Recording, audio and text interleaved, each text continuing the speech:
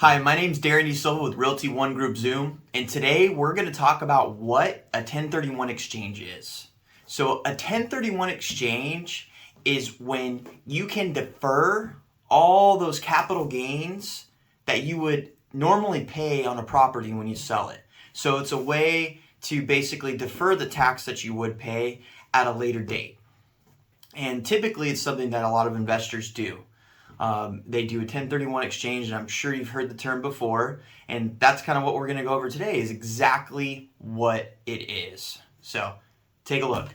A 1031 exchange is essentially being able to sell a property and not having to pay capital gains tax on it. Now there's a lot of details that go into it. So for a normal single person, if they sell a home, they can profit about $250,000 or less. Anything over that, they will have to pay taxes on, and whatever their tax bracket is. A married couple can make about $500,000 before they have to pay capital gains tax. So as an investor, and that's only on their personal property. If they have investment properties, then that doesn't matter. So that's only on their current residence. Now, how a 1031 exchange is so beneficial is to people who have investment properties. They can essentially have these capital gains and make all this profit and not have to pay taxes on it. But how they do that is when escrow closes on the property, they never touch it. If the money goes into their hands, it is now taxable income. So what happens is you have a third party that basically holds on to those funds after you close on escrow. And what they do is they're kind of like a neutral party that hangs on to the funds so that way you never touch them. And they help you reinvest that into another property. Now, once escrow closes, you have about 45 days to pick up to 3 properties.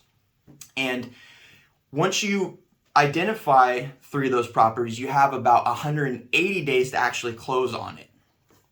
Now, what you're going to be looking for is like properties. Now, the great thing about today is they're a lot more lenient with that rule, where back in the day they were not.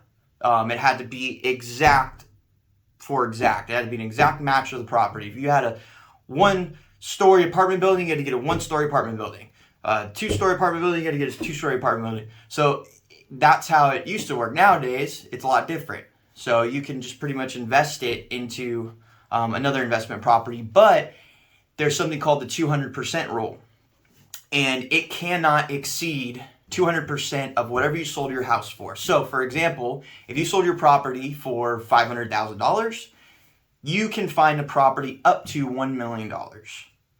So that's kind of the rule. 1031 exchange, it's probably one of the best strategies to use as an investor, because you can buy a property and essentially write it out for a couple years, build some equity, and then take that equity and put it into a better property that's going to produce you more income, that's going to build you more equity, and you can kind of keep just stacking up, right? You can start with a house and move to a duplex, and then move to a fourplex, to an apartment building. So that's the really cool thing about this 1031 exchange, and you never have to pay taxes on it until you pull out, right? But essentially it's just passive income, and it's a great way to build your investment portfolio. It's a great retirement plan, and it's just all around great when you don't have to pay taxes, right? So the more taxes we don't have to pay, the better. So I wanted to share this with you guys. I hope it was very informative. If you have any questions, please comment below, send me a message. I would love to answer any questions you have. And remember, I'm never too busy for your referrals, guys. Thanks, take care. It's DeSilva with Realty One Group Zoom.